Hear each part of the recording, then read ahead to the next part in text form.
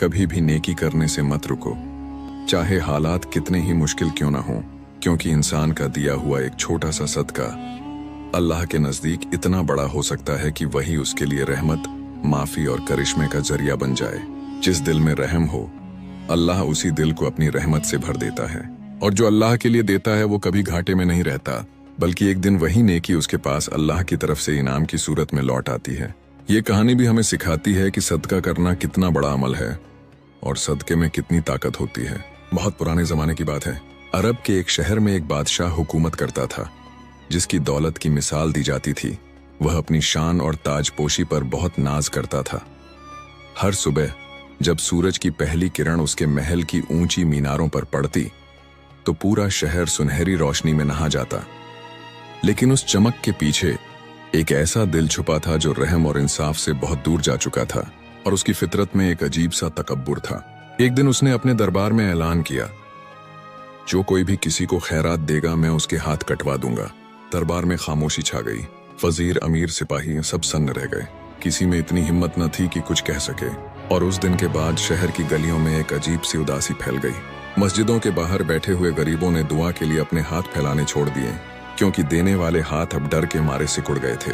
दिन गुजरते गए और एक दिन एक बूढ़ा दरवेश जो कई दिनों से भूखा था उस शहर में आ निकला।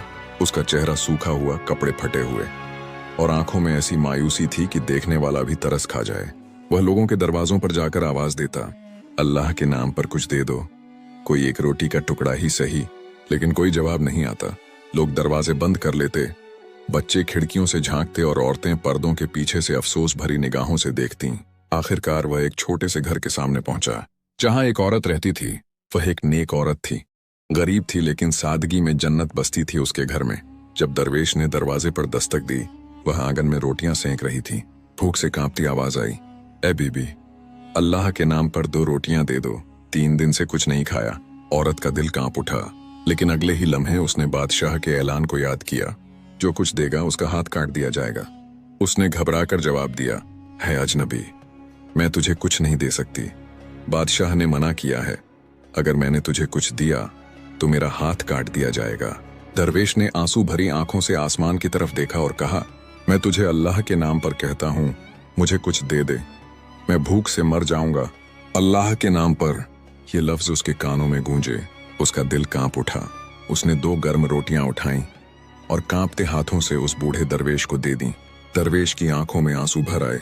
उसने कहा, अल्लाह तेरा घर आबाद करे बेटी, और वह चला गया।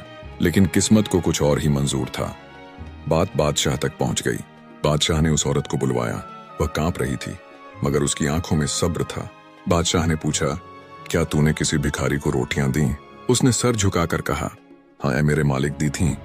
उसने मुझे अल्लाह के नाम पर मांगा था, मैं इनकार कैसे करती। बादशाह चीखा, कानून सब पर बराबर है, उसके दोनों हाथ काट दिए जाए। दरबार में सन्नाटा छा गया, कोई कुछ न बोला। और वहीं लोगों के सामने उस बेचारी औरत के दोनों हाथ काट दिए गए। वो दर्द और जिल्लत में घर लौटी, मगर उसके दिल में अब भी यह यकीन था कि अल्लाह बेइंसाफी नहीं करता। दिन गुजरे, हफ्ते बीते। बादशाह ने एक दिन अपनी माँ से कहा, अम्मा, अब मेरा दिल चाहता है कि मैं निकाह करूं, मेरे लिए कोई हसीन लड़की तलाश करो। बादशाह की माँ बोली, बेटा, हमारे महल में एक लौंडी है, बहुत खूबसूरत, लेकिन उसके दोनों हाथ नहीं हैं। बादशाह ने हैरान होकर कहा, बिना हाथों वाली, फिर भी खूबसूरत? हाँ, उसकी आंखों में ऐसी नूरानियत है कि देखने वाला हैरान हो जाता है। बादशाह ने कहा, उसे लाओ, मैं देखना चाहता हूं। जब उस औरत को दरबार में लाया गया तो वही औरत थी जिसके हाथ काटे गए थे, मगर अब उसकी आंखों में रोशनी और चेहरे पर सब्र की चमक थी। बादशाह उसे देखते ही ठहर गया। दिल कुछ कह नहीं पा रहा था, मगर आंखें सब कह रही थीं। वह बोला, मैंने इससे ज्यादा खूबसूरती कभी नहीं देखी, और उसने उसी वक्त उससे निकाह कर लिया। वक्त बीतता गया। कुछ महीनों बाद उसने एक बेटे को जन्म दिया, एक प्यारे नूरानी बच्चे को। लेकिन बादशाह की दूसरी बीवियां इस बात से जलने लगीं। उन्होंने सोचा, ये बिना हाथों वाली औरत अब बादशाह के दिल पर राज कर रही है, हमें मिटा देगी। उन्होंने मिलकर एक चाल चली। बादशाह को खत लिखा, ऐ हमारे मालिक, वो औरत नापाक है, वो बच्चा आपका नहीं। बादशाह, जो उस वक्त दूसरे इलाके में था, उस खत को पढ़कर गुस्से में आ गया और अपनी माँ को हुक्म भेजा कि उसे और उसके बच्चे को रेगिस्तान में छोड़ आओ। बादशाह की माँ अपने बेटे के फरमान से मजबूर होकर उस औरत और उसके बच्चे को रेगिस्तान में छोड़ आई। उसने आंसू भरे लहजे में कहा, बेटी मुझे माफ करना, बादशाह का हुक्म है, मैं मजबूर हूँ। वो औरत मुस्कुराई और बोली, अम्मा मैं आपसे नफरत नहीं करती, मेरा मामला अब अल्लाह के हवाले है। माँ लौट गई और वह औरत अकेली रह गई एक मासूम बच्चे के साथ। वो चलती रही, रोती रही, बच्चे को सीने से लगाए। धूप तेज थी, प्यास लगी थी। आखिर थक कर वो एक दरिया के किनारे पहुंची। वो झुककर पानी पीने लगी और तभी उसका बच्चा, जिसको उसने गले में लटकाया हुआ था, पानी में गिर गया। वह चीखी, या अल्लाह मेरा बच्चा। वह बेबस होकर दरिया के किनारे बैठ गई। उसकी आंखों से आंसू बह रहे थे। तभी दो आदमी वहां आए। उनके चेहरे पर नूर था, लिबास सादा मगर पाक था। उन्होंने पूछा, ए औरत क्यों रो रही हो? वह बोली, मेरा बच्चा दरिया में गिर गया है। उन्होंने कहा, क्या तू चाहती है हम उसे तेरे लिए निकाल दें? वह बोली, हाँ अल्लाह के नाम पर। उन्होंने अपने हाथ उठाए और अल्लाह से दुआ की और करिश्मा हुआ। बच्चा पानी से बाहर आ गया, जिंदा और सही सलामत। वह हैरान रह गई। दोनों मर्द बोले, क्या तू चाहती है कि तेरे हाथ लौट आए? वह रो पड़ी। उसने कहा, हाँ मेरे रब से यही इल्तिजा है। उन्होंने फिर दुआ की और उसी पल उसके दोनों हाथ, जो कभी काट दिए गए थे, वापस आ गए, पहले से भी ज्यादा खूबसूरत। अब उन दोनों आदमियों ने औरत से कहा, क्या तू जानती है हम कौन हैं? वह सिसकते हुए बोली, तुम कौन हो ए रहमत के फरिश्तों? उन्होंने कहा, हम वो दो रोटियां हैं जिन्हें तूने एक भूखे दरवेश को अल्लाह के नाम पर दी थीं। वही सदका तेरे लिए जिंदगी की राह बन गया। अल्लाह ने तेरे उसी अमल की बरकत से तुझे तेरे हाथ और तेरा बच्चा लौटा दिया। वो औरत रो पड़ी, जमीन पर सजदा किया और कहने लगी, सुभान अल्लाह, तेरी रहमत की कोई हद नहीं। कई हफ्तों बाद वो औरत किसी तरह वापस अपने शहर लौटी। लोग उसे देखकर दंग रह गए। ये तो वही औरत है जिसके हाथ काटे गए थे। बात दरबार तक पहुंची। बादशाह ने उसे बुलवाया। उस औरत ने अपना पूरा हाल सुनाया कि किस तरह अल्लाह ने उसे 2 रोटी के बदले उसके हाथ लौटाए और उसका बच्चा भी लौटाया। बादशाह को यह सुनकर बहुत अफसोस हुआ कि उसने एक नेक औरत के साथ बहुत जुल्म किया। उसने उस औरत से माफी मांगी। उस औरत ने कहा, माफी मुझसे नहीं, अल्लाह से मांगो और अपने गुनाहों की तौबा करो। बादशाह सजदे में गिर गया और अल्लाह से अपने सारे गुनाहों की तौबा की।